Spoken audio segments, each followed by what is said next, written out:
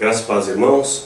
Hoje, mais uma vez, eu venho apresentar diante de cada um de vocês uma palavra de conhecimento, uma palavra de edificação, uma palavra que venha trazer fortalecimento à sua fé, venha trazer norte aos seus passos e que você continue a caminhar esse vale estreito, suportando os cravos, que esse é o único caminho, que nos conduz à sala do trono, à presença do Rei dos Reis, do Senhor dos Senhores. Então, se até aqui o Senhor tem me ajudado na minha trajetória, e se o Espírito Santo é o mesmo que capacita o Daniel e capacita a sua vida, então você também pode, porque nós todos podemos, aquele que nos fortalece, que é Jesus o Cristo, o Senhor dos Senhores, o Rei dos Reis.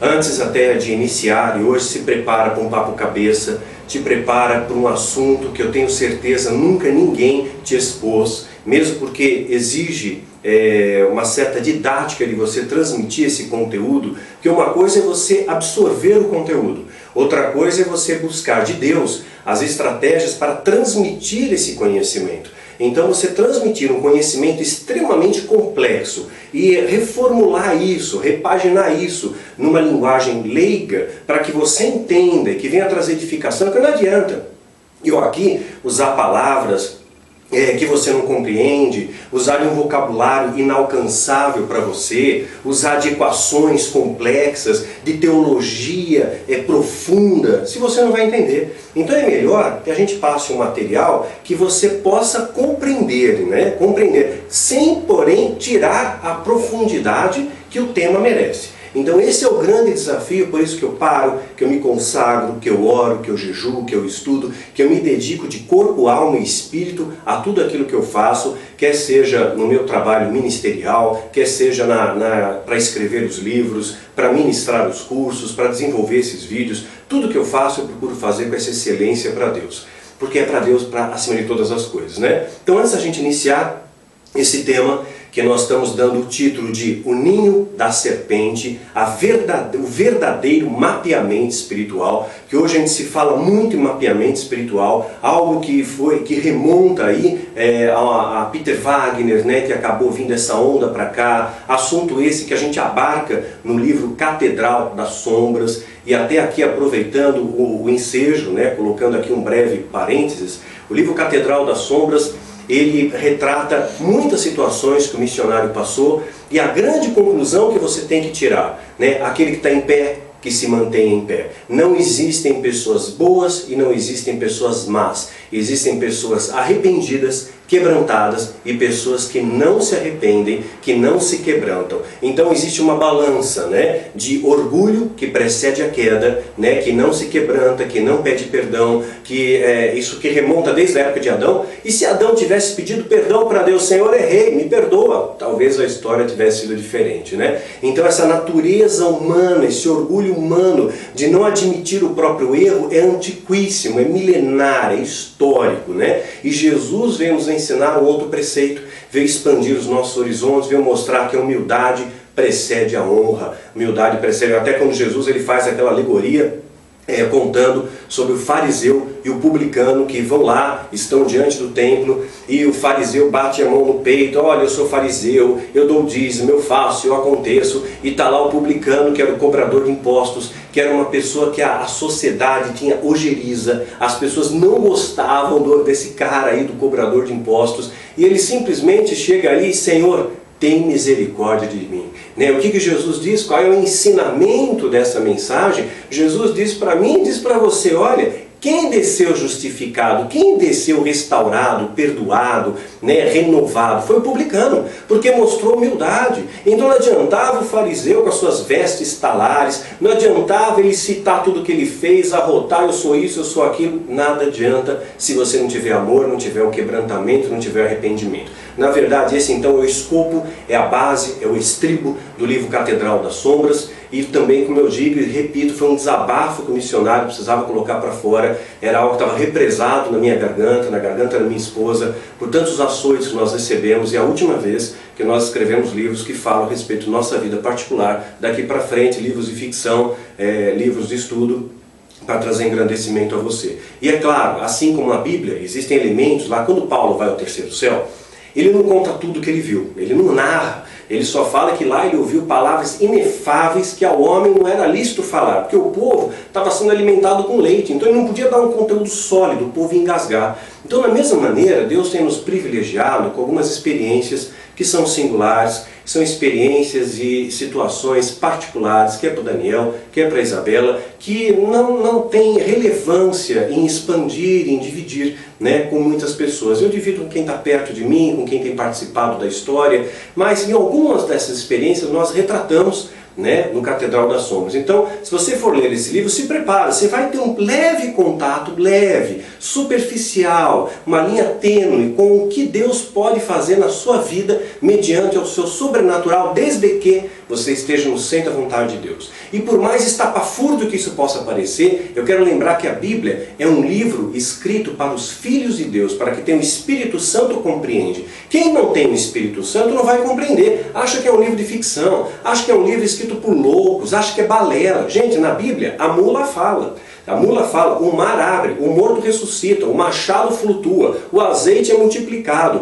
a lepra é curada porque mergulhou no rio lá. Então nós vemos uma série de situações que demandam fé. Demanda fé, né? Então não está ligado à sua razão, à sua compreensão natural das coisas. Ou você acredita ou você não acredita. Então nós colocamos ali um verniz, algumas dessas coisas nos nossos livros, né? Assim como Paulo, ele também não conta tudo que ele viu lá no terceiro céu, tudo que ele ouviu, mas ele espalhou, ele fragmentou isso, ele colocou um pouquinho aqui, um pouquinho ali, né? Nas suas escritas, nas suas epístolas, nas suas cartas, e a gente tem feito a mesma coisa com os nossos livros. Então, quando você entrar em contato com a nossa literatura, você vai encontrar aqui e acolá centelhas desse poder de Deus, que é um poder verdadeiro, é um poder autêntico, é um poder que transforma. Posso garantir isso para você. Quero aproveitar o ensejo e mandar aqui um forte abraço ao meu amigo, ao meu irmão, a alguém que eu tenho como filho, que carinhosamente nós chamamos de Sub-Alexandre. Alexandre completa aniversário agora dia 13 de agosto, datando, hoje é dia 10 de agosto, estamos num domingo, ontem, dia 9, sábado, em função da gente não ter podido realizar o seminário na base, por motivos que a gente já pontuou na fanpage.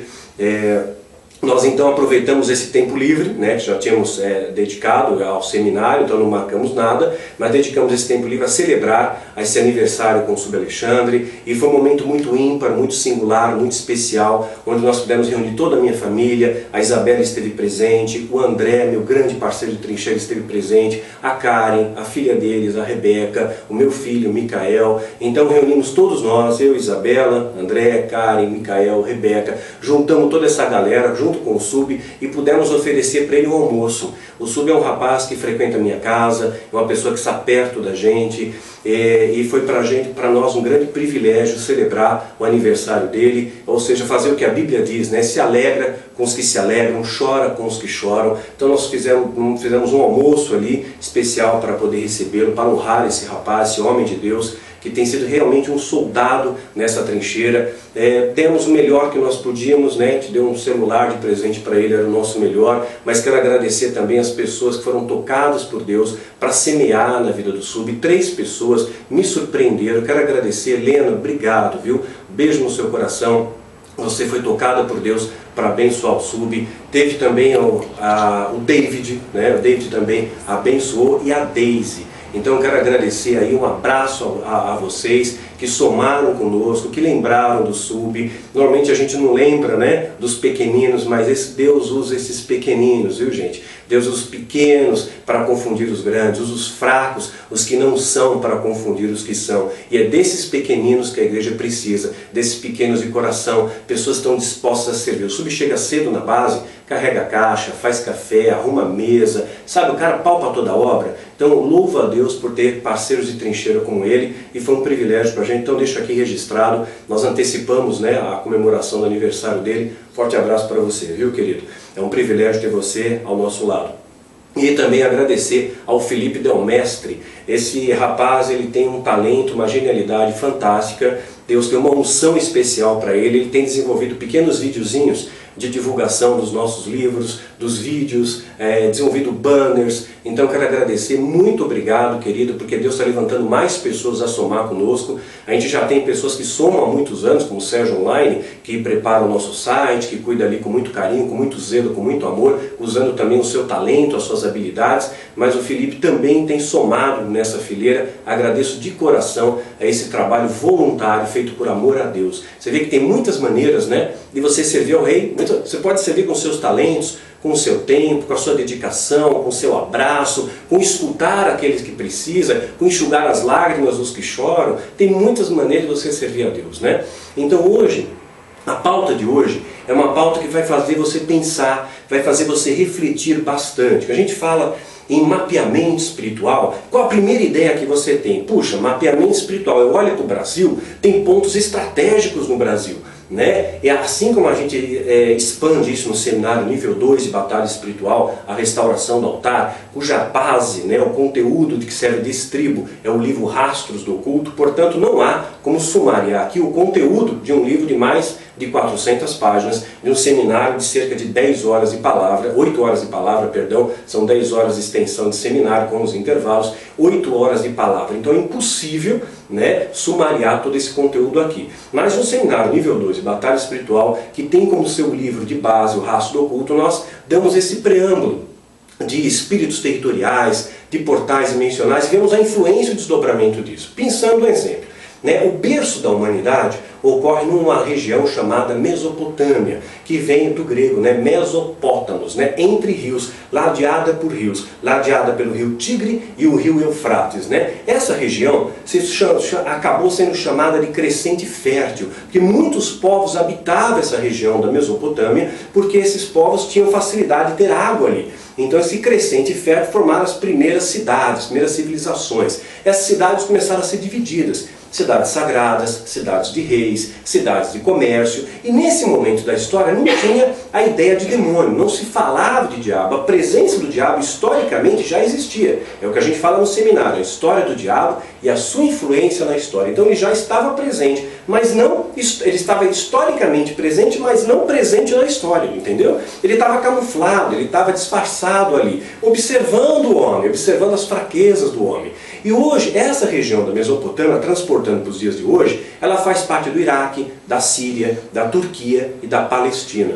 E observem só o desdobramento que tem até nos dias de hoje nessa região. Ali foi uma espécie de berço do satanismo, né? Com a entrada dos sumérios, que começam a habitar essa região da Mesopotâmia aproximadamente no ano 3000 a.C., os sumérios eles mudam um pouco, reformulam essa questão. O rei sumério, ele é rei e sacerdote. Satanás unifica poderes. Se você agrupar na mesma pessoa poderes políticos e sacerdotais, o controle das massas é muito mais fácil. O diabo começa a perceber. Os sumérios desenvolveram a primeira forma de escrita também, chamada de cuneiformes, o equivalente aos hieróglifos. Então a sua história ficou registrada. Depois, com os acádios, começam a surgir os rituais, começam a surgir as festas, né, aos deuses, festas essas que a Irmandade preserva até os dias de hoje, que o satanismo preserva até os dias de hoje. E aí vai vindo os acádios, caldeus, persas, vários povos foram habitando essa região da Mesopotâmia, que chega no seu platô com a Babilônia, que hoje é uma referência, né, a tudo que é confusão,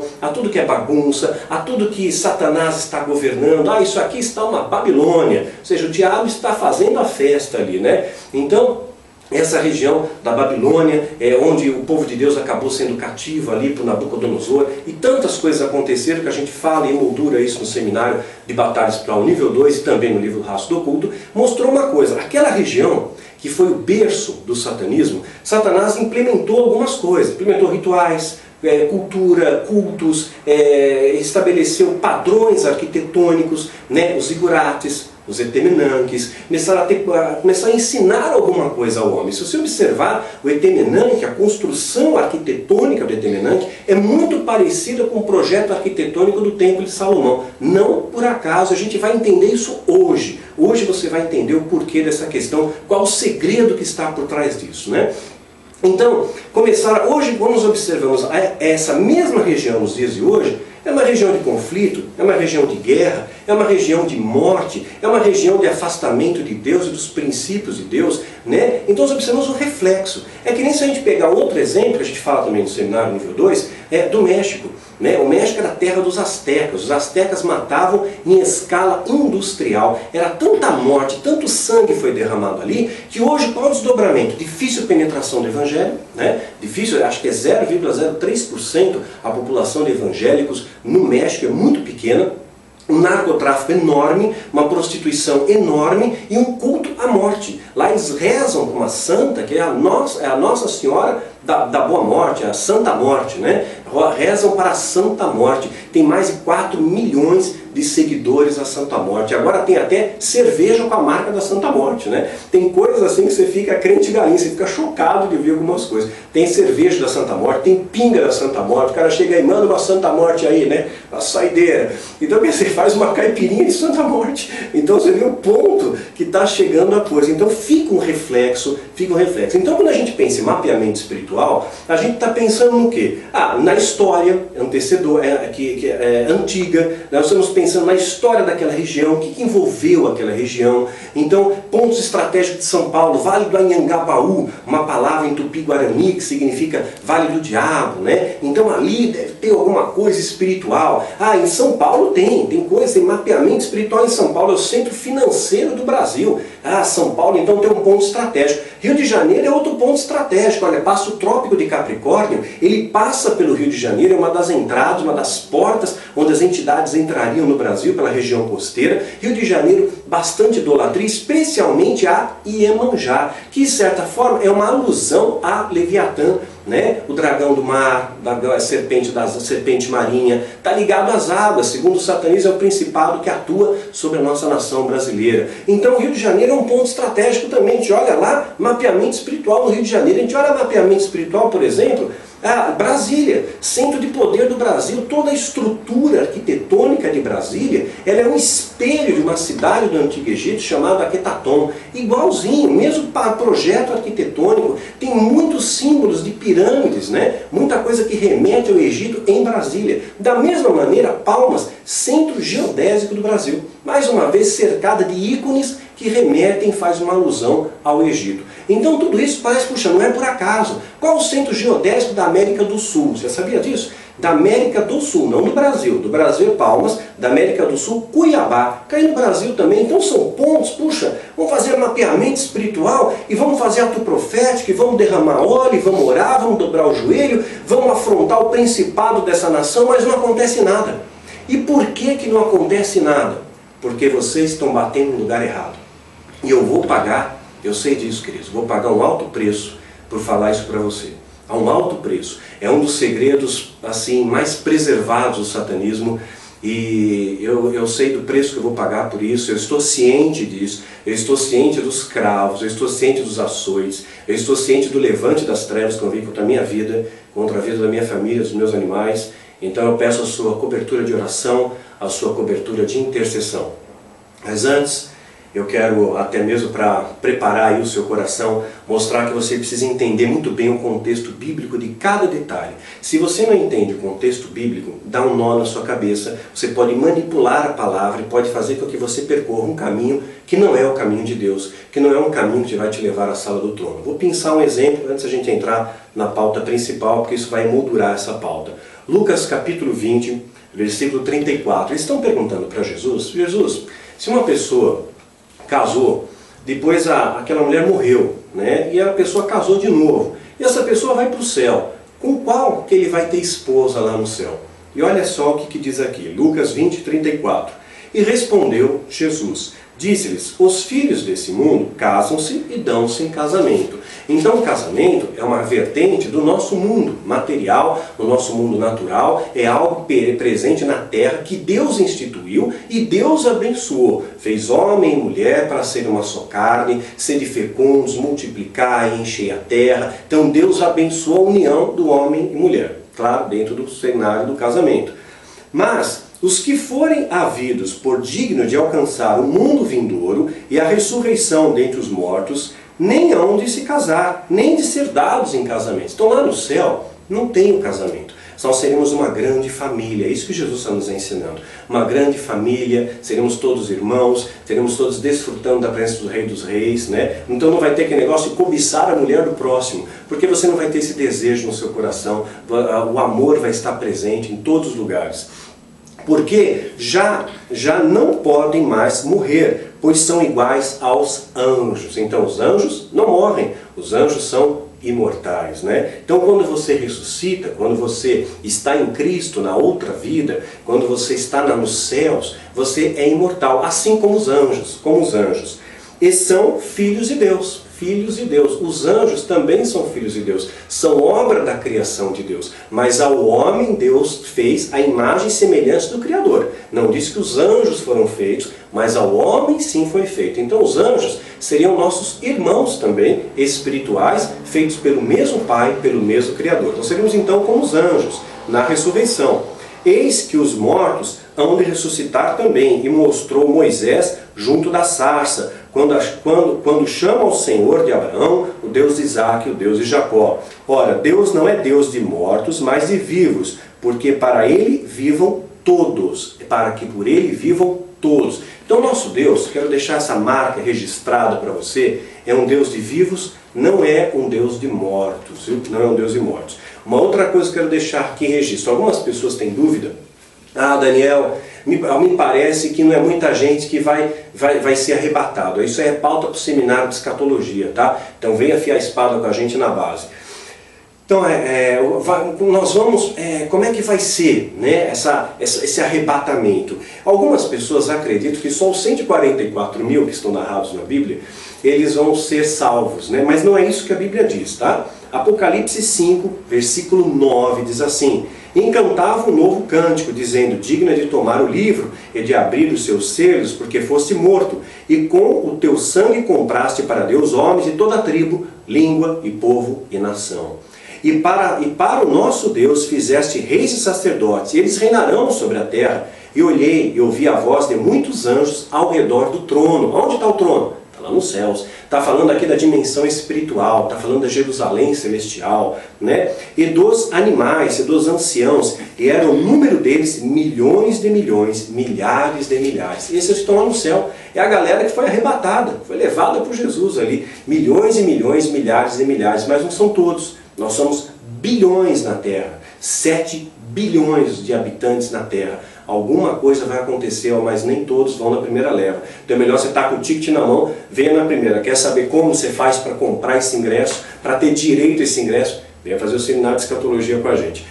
Apocalipse capítulo 7, está falando dos 144 mil, 7,3, dizendo, não danifiqueis a terra, nem o mar, nem as árvores, até que hajamos assinalado em suas testas os servos de Deus. E ouvi o número dos assinalados, e eram 144 mil assinalados, de todas as tribos dos filhos de Israel. 144 mil judeus, segundo essa posição escatológica, que iriam se converter e iriam pregar aos judeus. Iam pregar aos judeus durante aquele período de tribulação. E tem muita coisa acontecendo. Hoje o Instituto do Templo em Israel já está preparado para a reconstrução do templo. Já tem sacerdote treinado, já estão com a área praticamente definida. Falta apenas alguém que estabeleça a paz naquela região do Oriente Médio. Aquela paz na Palestina. Precisa de alguém. Obama já ganhou o Prêmio Nobel da Paz pela intenção em estabelecer essa paz. Essas guerras que estão ocorrendo agora é algo previsto na Bíblia. E aquele que trouxer paz vai favorecer a reconstrução do templo.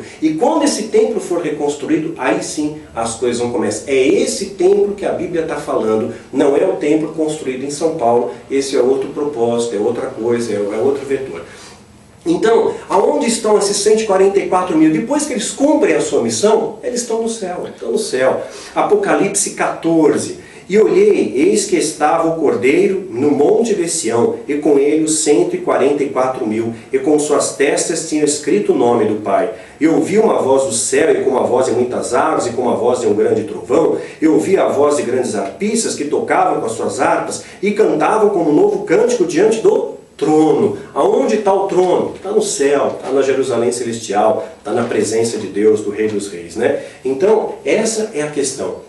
Então nós vamos um dia desfrutar lá dos céus. Você vai estar diante do trono, você vai estar cantando louvores verdadeiros, não show, não pirotecnia, não efeito de luzes. Que hoje tem muita gente que acha, eu faço parte de uma igreja, mas você faz parte de um clube, querido.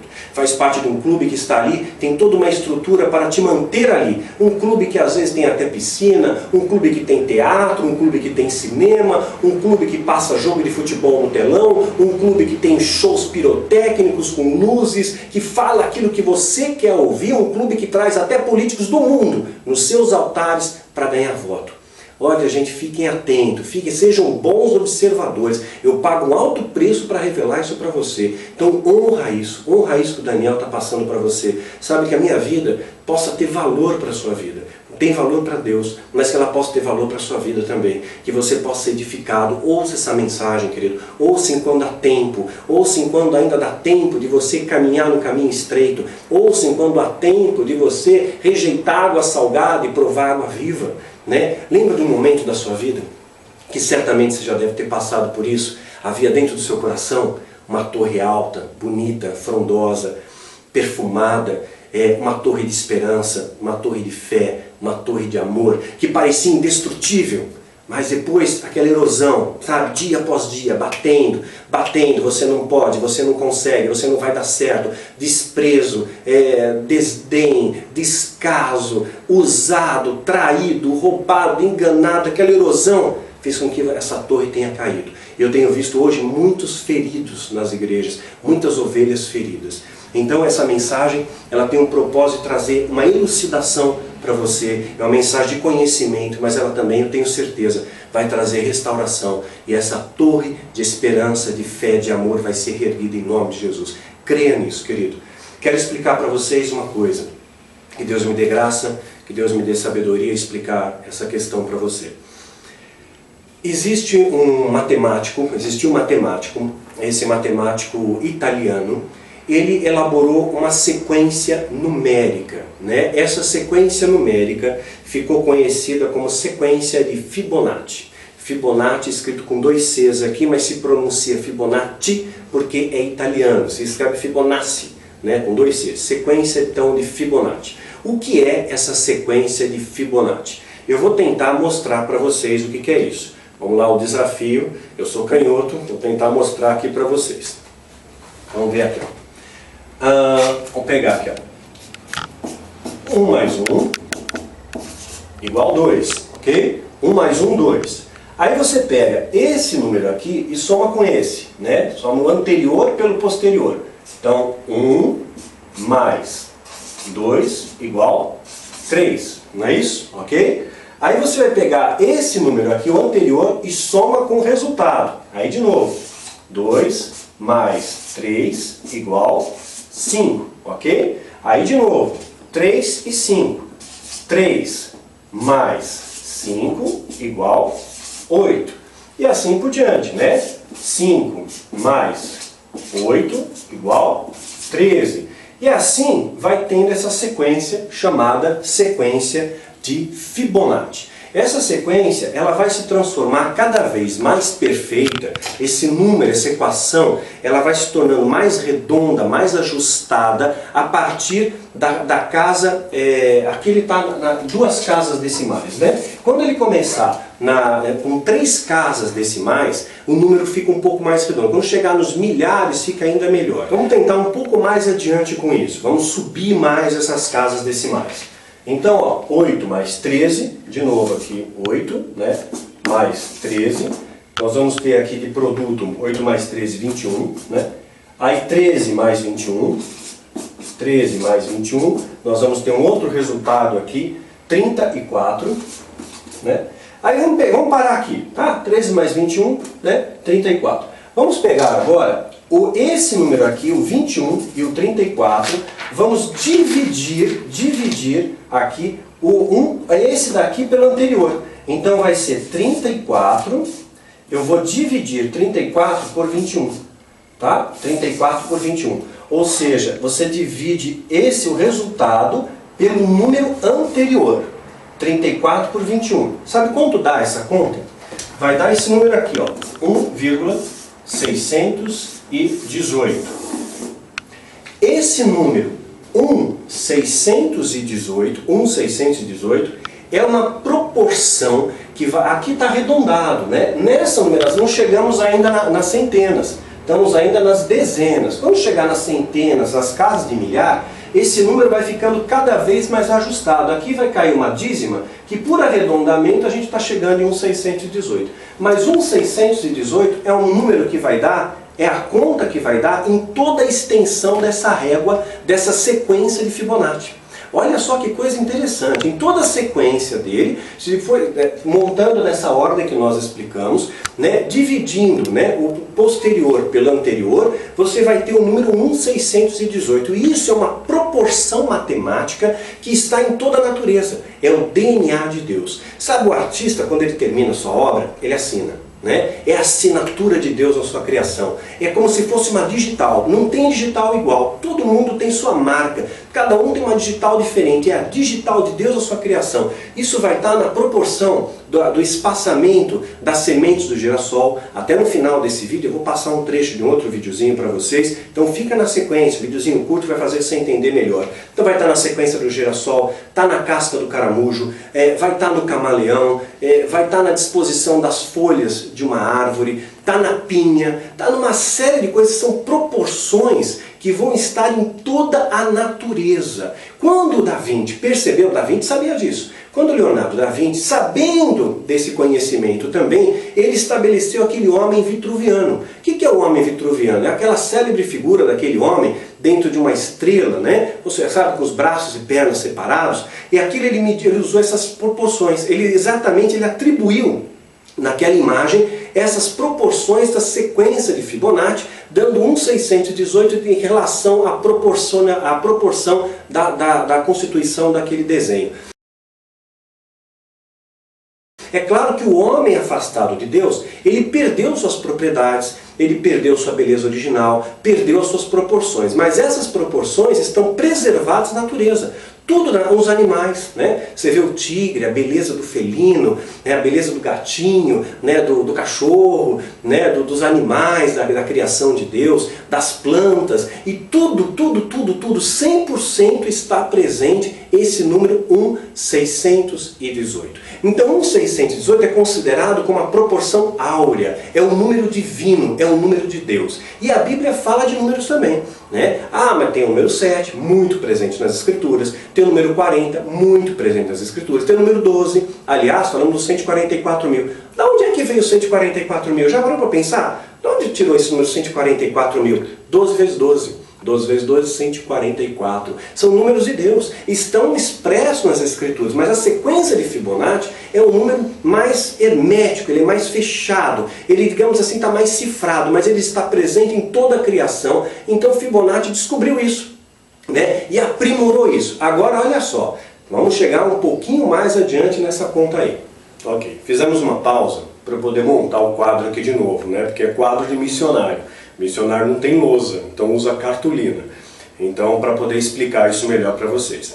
Vamos ver se eu consigo me fazer entender. Então, até então, nós explicamos a sequência de Fibonacci, mostramos que você, chegando num certo parâmetro dessa sequência, especialmente na casa das centenas e depois na casa das milhares, dividindo o anterior o posterior pelo anterior, nós vamos ter uma equação que vai chegar em 1,618, que é a proporção áurea, a proporção divina, é um número de Deus, que essa proporcionalidade ela está presente em toda a criação, em tudo o que tem à sua volta, tem essa proporção. Então é um número divino, é a assinatura de Deus, é a digital de Deus. Esse número é chamado de PHI. Você vai encontrar referências a isso na internet, inclusive em livros de matemática.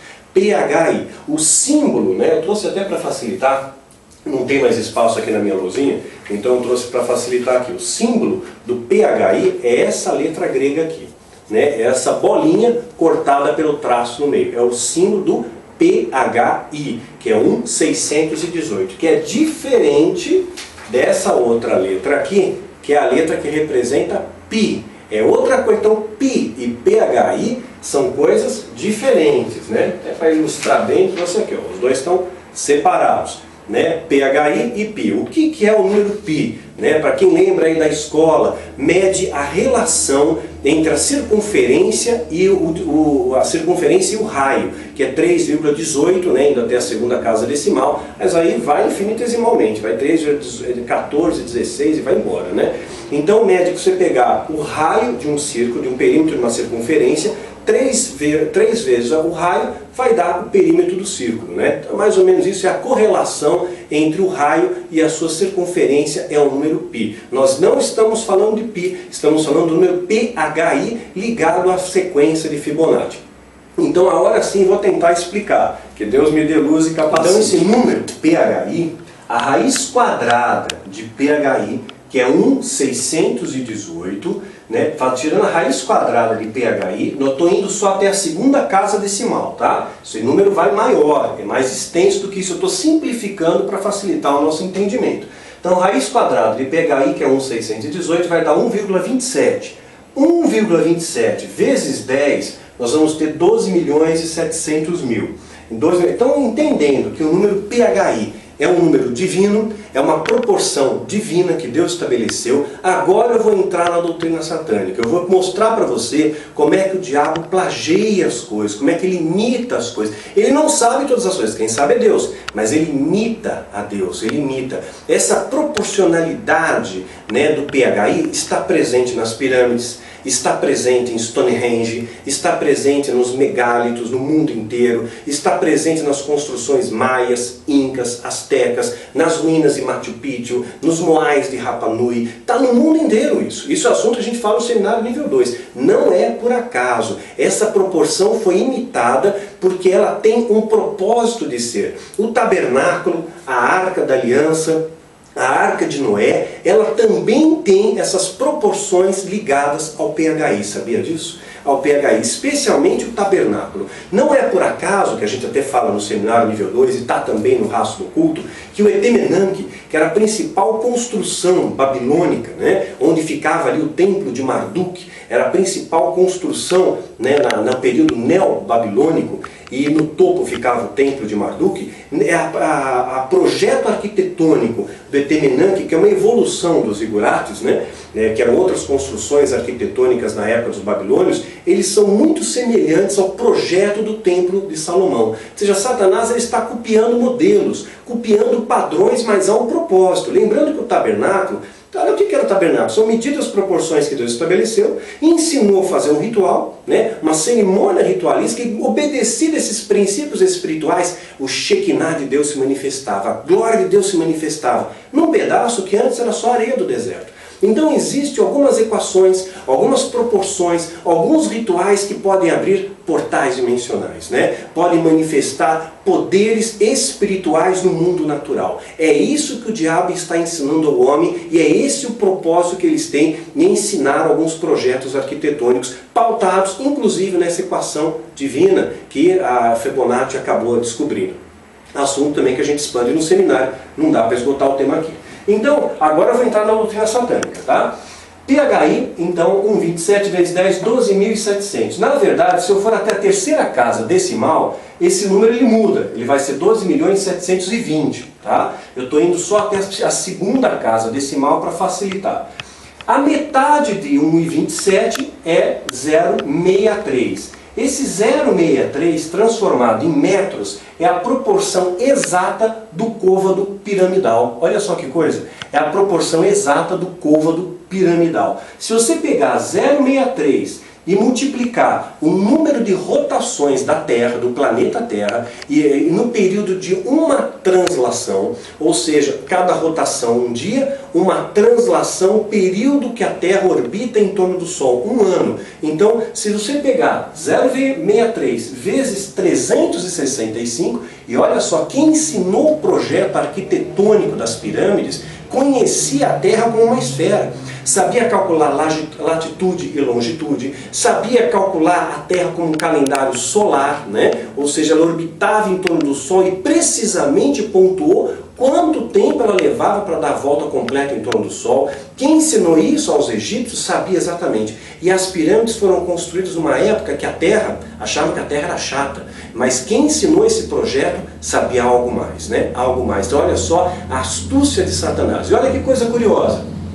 Então, se você pegar 0,63 vezes 365, né, que são os dias do ano, é o período de translação da Terra, né, você vai dar exatamente a área do quadrado da pirâmide. Exatamente a área do quadrado da pirâmide, né? E se você pegar a altura da pirâmide vezes 1 milhão, é a distância da Terra ao Sol. Então veja que o projeto piramidal, ele foi todo criado em proporções astronômicas que mostram um conhecimento muito superior, que naquela época não existia. O diabo ensinou com um propósito, para abrir portais dimensionais ali, e o Egito, claro, foi palco de muitas coisas, palco de uma das maiores batalhas espirituais narradas nas Escrituras, inclusive aqui Moisés enfrenta Faraó. Quer ver uma coisa? Lembra que o cajado lá de Arão se transforma numa serpente, um ser vivo, orgânico? Deus promoveu uma alteração da matéria. Os feiticeiros replicam o mesmo efeito, transformam algo orgânico, madeira, em algo orgânico. Ou seja, o diabo não tem o poder de criar as coisas, quem crê é Deus, mas ele pode transmutar a matéria, né? Ele cai naquele teorema de Einstein, energia igual a massa vezes a aceleração da luz ao quadrado. Ou seja, você põe fogo num tronco, pegou fogo no tronco, tinha 10 quilos, transformou a matéria em energia térmica e luminosa. Se fosse possível reagrupar essa energia, ela seria materializada novamente. A física quântica diz que isso é possível, o acelerador de partículas na Suíça tenta fazer isso, os demônios podem fazer isso, inclusive eles se materializam em rituais. Determinados rituais, os demônios se materializam ali, você pode tocá-los, são criaturas frias, né?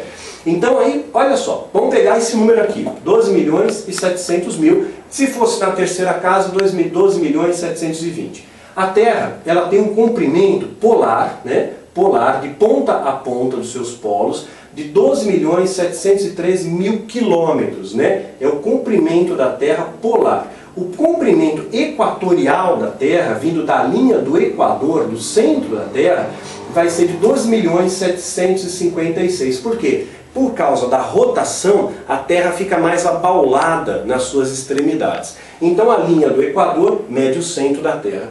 Aí o que o satanista calcula? Lembrando, eles construíram as pirâmides sabendo, conhecendo o calendário solar. Os romanos, por exemplo, eles não usavam o calendário solar. Eles usavam o calendário lunar, que tinha 10 meses. Eles desprezavam o inverno. Para eles, os 61 dias do inverno acabavam não contando. Então dava um dia, o ano deles tinha 304 dias, né? Calendário romano.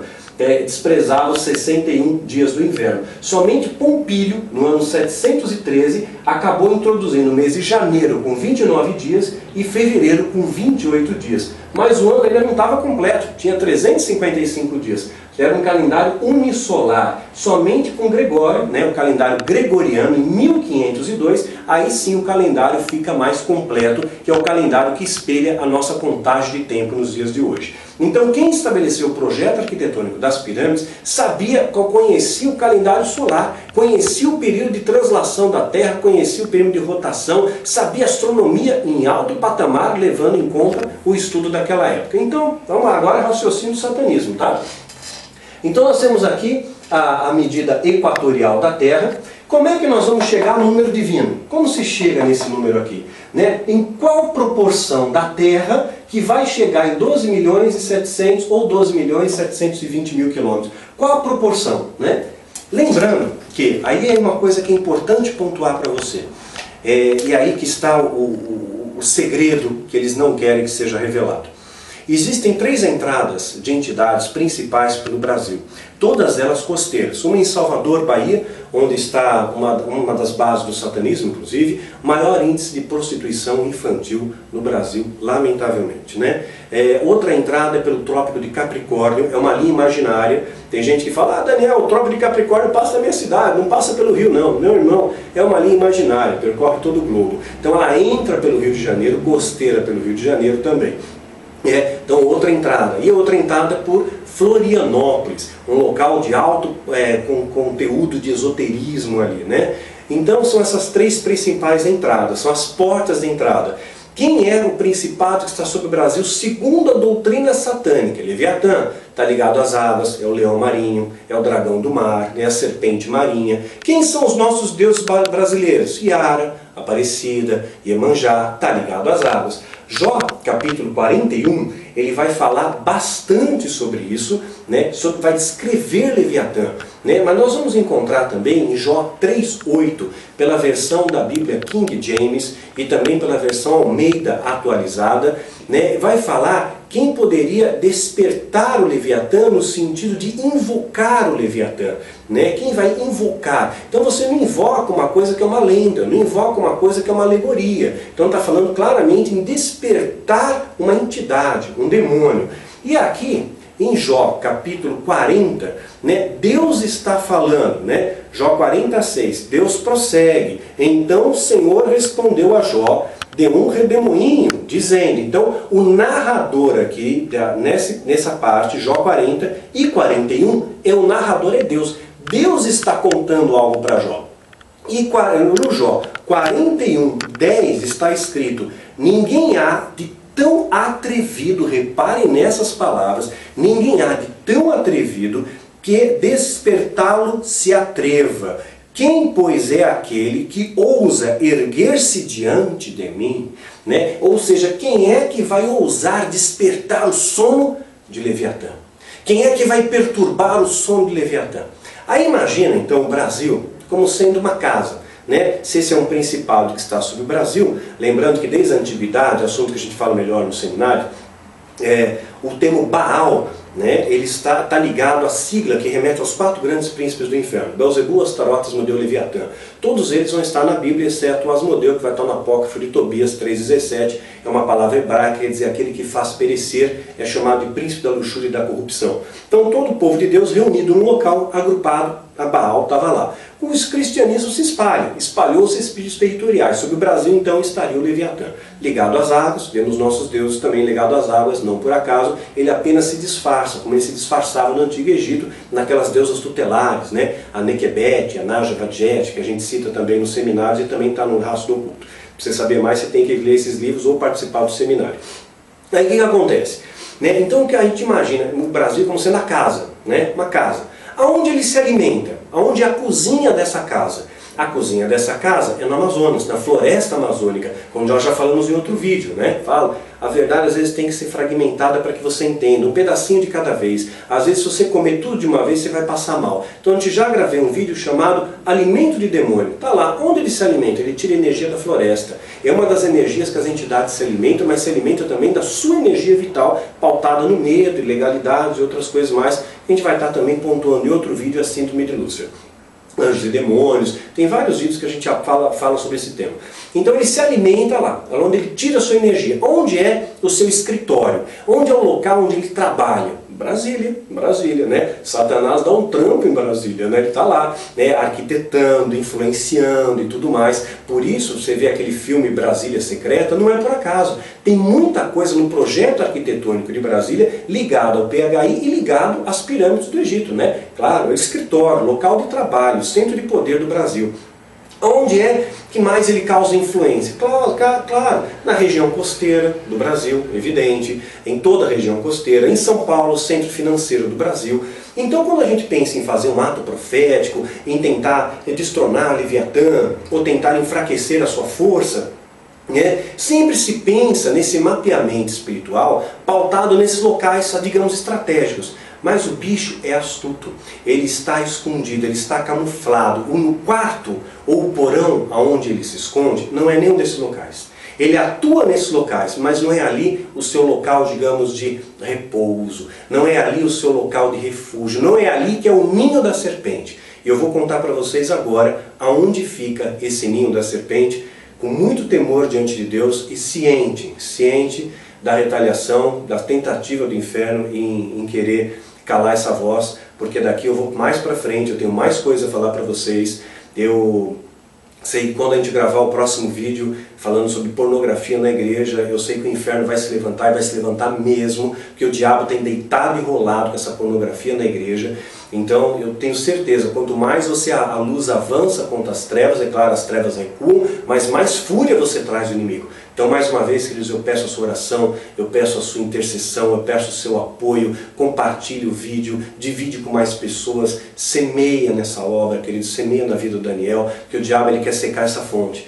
Ele sabe que se um soldado faltar comida para ele, ele perece no campo de batalha. Se faltar remédio para ele, ele perece. Se faltar munição, ele perece. Então, para que nós não venhamos perecer nessas trincheiras, nós precisamos da provisão daqueles que possam nos dar suporte e apoio. Eu sei que a estratégia do diabo, já escreveram isso para mim várias vezes, que nós seríamos abandonados, gostam de colocar aquela coisa, o único exército que abandona os seus feridos, né, é o exército de Deus. Nós podemos reverter essa questão, querido.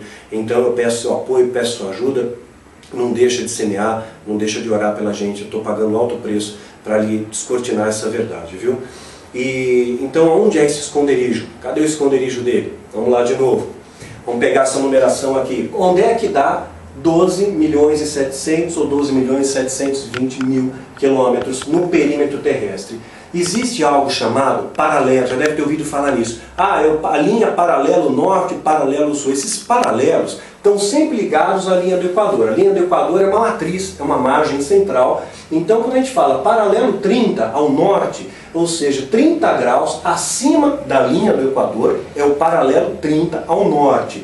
Paralelo 30 ao norte vai dar exatamente essa medida, 12.700.000 ou 12.720.000 quilômetros. Vai estar aqui no paralelo 30 norte, acima da linha do Equador. Sabe o que passa por essa linha?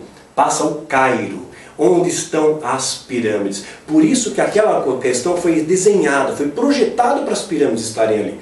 Né? Não é à toa que a principal avenida de Edinburgh, que por sua vez está perto do sítio arqueológico de Stonehenge, aponta, e está na Inglaterra, hein? Aponta exatamente para as pirâmides. Não é por acaso. A posição geográfica das pirâmides, ela divide, está exatamente alinhada com os eixos da Terra, norte, sul, leste e oeste. Para fazer isso, meu irmão, você precisa ter um mapeador assim, tem que ter um GPS nas mãos. Naquela época não tinha. Eles dividem as proporções iguais entre terra e oceanos. A posição das pirâmides foi muito bem estudada, não está lá por acaso. Estão alinhados com a constelação de Órion, popular conhecida como as Três Marias. Não é por acaso não. O projeto ele é muito amplo, muito complexo. Aqui eu estou sumariando, estou resumindo, não dá para entrar em detalhes nisso. Então aqui passa o Cairo, 30 graus a norte. O diabo gosta de fazer efeito espelho, efeito espelho. Então Deus falava com o homem na viração do dia. Onde era a viração do dia? Por inferência, nas primícias do dia, 6 horas da manhã. Qual hora que o diabo quer falar com você? Às 6 da tarde. Os sinos badalam, é a hora de Maria. Né? É a hora das novelas esotéricas, né? É às 6 da tarde. Né? Então você pega ali, Jesus foi crucificado na hora 9ª, pelo calendário judaico, equivalente a nossas 3 horas da tarde no nosso calendário. Né? Qual o ápice da cerimônia satânica? Efeito espelho, 3 da madrugada, platô da cerimônia satânica, hora da morte, hora do sacrifício ritual. Então Satanás gosta, existem horários para isso. Né? Seta que voa ao meio-dia, citado em Salmo. Qual foi o horário da crucificação? Meio-dia. Seja um bom observador, está cheio desses números na Bíblia. Né? Então o Satanás ele faz esse efeito espelho. Qual é o efeito espelho de 30 graus a norte? 30 graus a sul. Né? O efeito espelho é 30 graus a sul, onde vai ser o mapeamento estratégico do seu local de descanso, digamos assim, do seu esconderijo. Ali é o ninho da serpente. Aonde dá 30 graus a sul? Né? Partindo pela linha equatorial, 30 graus a sul, para dar essa mesma proporcionalidade que está ligada à raiz quadrada de PHI. Sabe onde vai passar, querido? Porto Alegre. Ninguém nunca procurou em Porto Alegre, né? As pessoas procuram o diabo, as estratégias, é São Paulo, é Rio, é Palmas, o centro geodésico, é Brasília, é o ato profético, é oração. Ninguém lembra de Porto Alegre. É lá que ele está escondido. É ali que é o ninho da serpente. É lá, é o local de esconderijo. É ali, como diz o livro de Jó, quem ousará perturbar o seu sono? É ali que, digamos, entre aspas, ele descansa. É ali o seu porão, é ali o seu esconderijo. Gente, em 16 anos de ministério, eu fui uma única vez em Porto Alegre. Uma única vez. Foi um seminário tenso, foi um seminário cheio de opressão, foi uma grande guerra espiritual e foi um local, inclusive, que eu fui subtraído, eu fui roubado. Né? E assim, eu percebi a cidade, um grande manto de opressão. Eu já sabia desse contexto desde aquela época, claro, isso eu vi na época do satanismo, e eu senti uma opressão muito grande na cidade, um alto índice de violência, de prostituição, e um manto, as igrejas ali são mortas. Não é que estão frias, estão mortas, estão sepultadas ali, né? Parece igreja, mas não é igreja. É claro que hoje eu não sei como é essa realidade. Eu estive lá a questão de 13 anos atrás, né? Mais ou menos. Eu não sei como é que está hoje, mas ainda ali é o local onde é o ninho da serpente. E por que eu estou te dizendo isso? Primeiro, para que você perceba que o diabo é especialista no ilusionismo. Ele mostra algo para você aqui, mas ele ataca ali. Né? Ele é ilusionista, ele te engana. Então o verdadeiro ninho dele é lá. Mas alguém tem autoridade para ir lá e derrubar e destronar? Meu irmão, antes disso, e aqui fica o alerta para você. Eu passei até agora uma mensagem de conhecimento, agora eu quero deixar uma mensagem de edificação. Para você ir lá enfrentar Leviatã, para você ir lá enfrentar esse principado que Jó 41 descreve com detalhes, e não é pequeno o poder desse bicho, ele chegou a estar diante de Deus para pedir permissão para tocar em Jó. Ele suportou a glória, o poder e a majestade de Deus. Esse bicho é poderoso. Para enfrentar esse bicho você tem que estar santo. Tem que ser um homem santo, um homem íntegro. E nós não estamos preparados. A igreja hoje está dividida, a igreja está ferida, a igreja está machucada, a igreja está correndo atrás do vento, a igreja não busca mais a santidade, busca a prosperidade, a igreja não busca mais o perdão, o arrependimento, ela quer o poder e a unção imediata. Nós temos que reverter valores. Antes de fazer um mapeamento espiritual do Brasil e tentar saber isso, aquilo, aquele outro, é muito importante você se permitir se colocar diante do Espírito de Deus e permitir que Deus faça um mapeamento no seu coração. Aonde estava aquela torre de esperança que tinha? Aonde estava aquela árvore de alegria que trazia um perfume agradável a todas as pessoas à sua volta? Aonde estava aquele sorriso de criança que você tinha, que iluminava a sala, que de repente se apagou? Onde está a esperança que já se esvaiu? Onde está aquele amor que hoje você já não sente? Onde está aquelas emoções que você chorava quando cantava louvores a Deus, mas hoje você faz mecanicamente? Onde estava isso? Onde estava aquela força que você tinha de resistir ao pecado e dizer: Satanás, sai de mim porque eu não tenho parte com você? Como Jesus disse para Satanás na tentação que ele teve no deserto: Satanás, vai embora, porque está escrito, porque eu conheço a palavra. Como Paulo chegou a dizer: é mais forte aquele que está em mim do que aquele que está no mundo, não importa o que façam comigo. Nada vai me separar do amor de Deus. Não importa o que aconteça, nada vai me separar desse amor. Aonde está essa força em você, querido? O que aconteceu? O que fizeram com você? Né? Eu falo isso com muito temor. Eu sei que o rebanho está ferido, o rebanho está machucado, que eu recebo de e-mails, irmãos e irmãs, feridos e machucados, isso corta o meu coração. Então, antes de pensar em fazer um mapeamento espiritual e restaurar a cidade, a nação, o bairro, restaura a sua vida, restaura o seu coração, restaura o seu lar, restaura a sua casa, restaura as suas emoções. Sabe, reacende de novo essa chama da fé no seu coração. Constrói nova, permita que Deus construa algo novo em meio a esses escombros.